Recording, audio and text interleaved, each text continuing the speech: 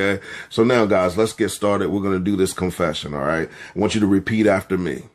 Yes, I am weird. And you say it.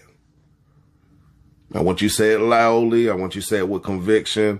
I want you to say it with boldness, with power, with authority. I want you to say it with an understanding that your weirdness is not an enemy to you. Your weirdness is not an enemy to your purpose, to your design. Your weirdness is not a defect. Matter of fact, it's going to help you become more effective. So you're not defective. After today, you're going to become more effective. All right. So that's the first confession. Yes, I am weird. Number 2, I will no longer run from my weirdness. Not running from this thing anymore. Number 3, I will not attempt to modify my behavior as an attempt to justify that I am not weird. All right. That's number 3, right?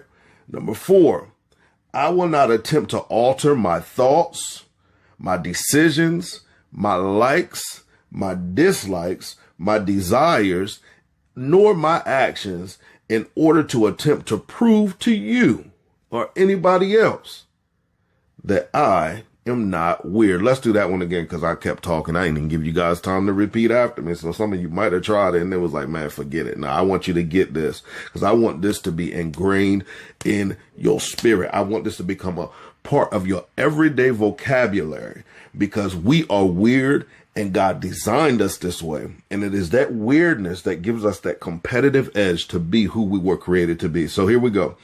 I will not attempt to alter my thoughts, my decisions, my likes, my dislikes, my desires, nor my actions in attempt to prove that I am not weird. We're not going to prove something that we are. All right. I own it and it does not own me. I define it and it does not define me. Do you hear that? We have the ability to, number 1, own our weirdness and then set the definition to our weirdness and flip that thing and cause it to work on our behalf. I'm sorry, my nose is itching. Ugh. I embrace it.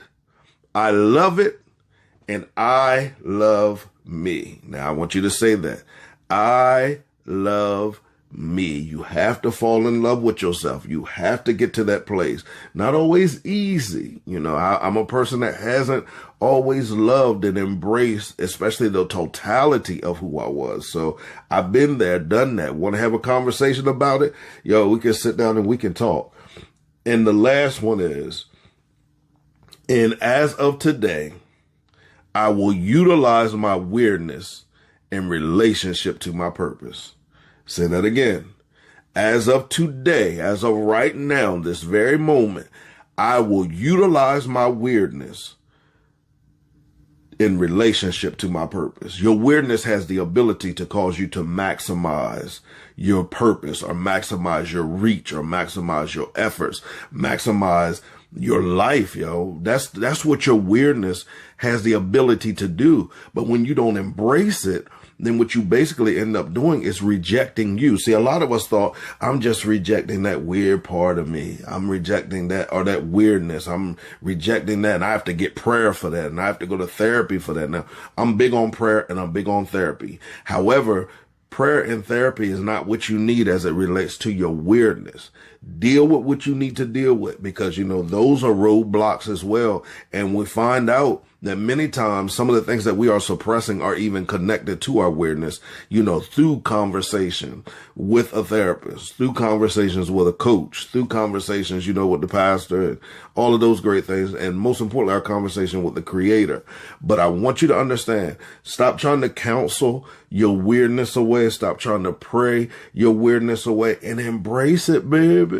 Embrace your weirdness because that's your competitive edge. That's what separates you from everybody else. That's why you can be selling the same product.